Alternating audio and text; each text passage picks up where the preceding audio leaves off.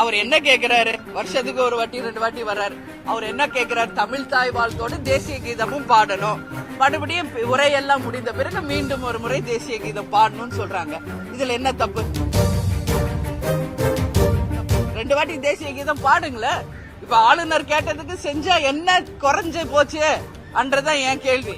எங்குமே அடக்கி ஆளணும்னு நினைக்கிறாரு ஸ்டாலின். பூமராங் மாதிரி திருப்பி அடிக்கும் 2026.